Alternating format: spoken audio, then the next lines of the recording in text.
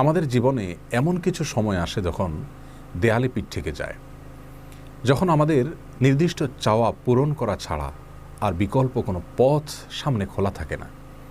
এ ধরনের পরিস্থিতিতে আল্লাহ রাব্বুল আলামিনের কাছে আমাদের মনের একান্ত কামনা বাসনাগুলোকে পূরণ করবার জন্য একটি বিশেষ পথ বাতলেছেন আমাদেরকে প্রিয় নবী সাল্লাল্লাহু আলাইহি ওয়াসাল্লাম, আর সেটি হলো ইসমে আযম।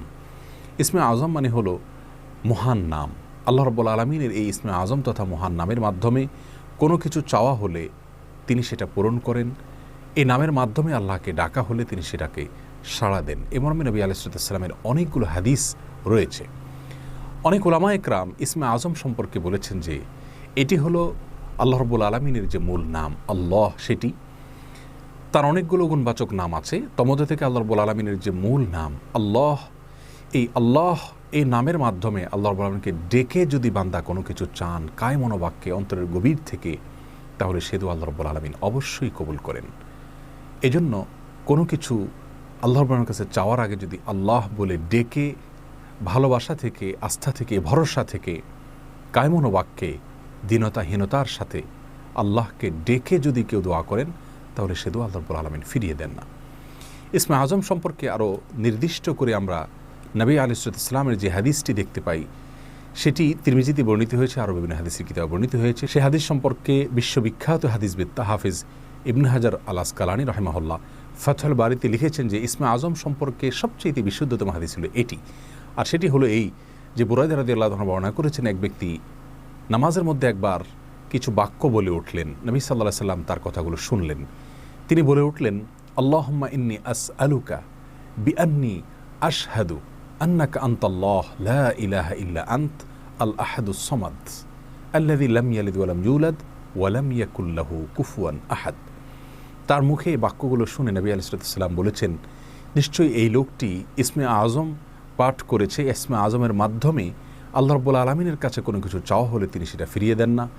এর মাধ্যমে আল্লাহকে ডাকলে তিনি অবশ্যই তাতে সাড়া দেন।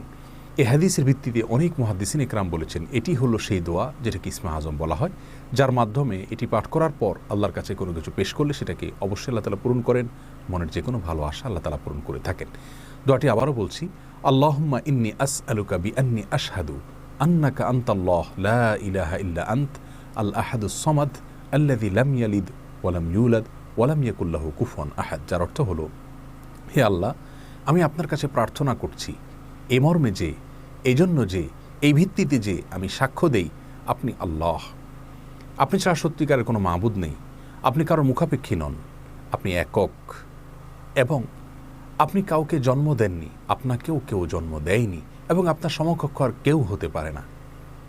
এই বাক্যগুলো পাঠ করে আল্লাহ রাব্বুল আলামিনের কাছে কোনো চাওয়া পেশ করলে তিনি অবশ্যই সেটি পূরণ করেন।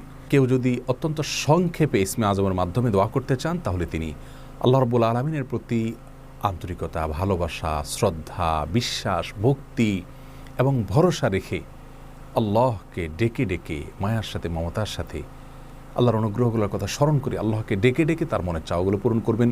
এটা হবে ইসমে আযমের সবচেয়ে ছোট ভার্সন। আর যদি কারোর হাতে সময় থাকে, তাহলে তিনি ইসমে আযমের যে দোয়াটি আমরা কথা বলেছি, আল্লাহুম্মা ইন্নী আসআলুকা বিআন্নী আশহাদু আন্নাকা আনতাল্লাহ লা ইলাহা ইল্লা আনত আল আহাদুস সামাদ আল্লাযী লাম ইয়ালিদ ওয়া লাম ইউলাদ ওয়া লাম ইয়াকুল লাহু কুফুয়ান আহাদ। এই দোয়াটা তিনি পাঠ করবেন, করে আল্লাহর কাছে তার চাওয়া পেশ করবেন। জীবনের কঠিন মুহূর্তগুলোতে বিশেষ করে এই ইসমে আযম পাঠ করে আল্লাহর রাব্বুল কাছে দোয়া করব, সেটা অবশ্যই আল্লাহ তাআলা কবুল করবেন যদি দোয়ার মৌলিক শর্তগুলো আমরা পূরণ করে থাকি। হালাল বক্ষণ করা, কায় মনোবাক্যে দোয়া করা এবং দোয়ার ক্ষেত্রে আন্তরিকতা এবং ঐকান্তিকতা থাকা, এই বিষয়গুলোকে যদি খেয়াল করে আমরা দোয়া করি, ইনশাআল্লাহ বিইذনিল্লাহ আল্লাহ তাআলা আমাদের সে দোয়া পূরণ করবেন। কোনো কারণে সে দোয়া যদি পূরণ হতে আমরা না দেখি, তাহলে সন্দেহাতীতভাবে আমাদের বিশ্বাস রাখতে হবে এটা পূরণ এই মুহূর্তে না হওয়ার মাঝে আমাদের জন্য কল্যাণ নিহিত আছে। আল্লাহ তাআলা এর বিনিময়ে আমাদেরকে আখিরাতে দিবেন। এছাড়াও দোয়া ইউনুসের মাধ্যমে লা ইলাহা ইল্লা আনতা সুবহানাকা ইন্নী কুনতু মিনাজ জালিমিন, এটা পাঠ করেও যদি কেউ দোয়া করেন, তার মাধ্যমে আল্লাহর বর্ণনা দোয়া কবুল করেন। এবং হাদিস বর্ণিত হয়েছে, আল্লাহ তাআলা আমাদের সবাইকে ইসমে আযমের মাধ্যমে আল্লাহর কাছে জীবনের কঠিন মুহূর্তগুলোতে দোয়া পেশ করার তৌফিক দান।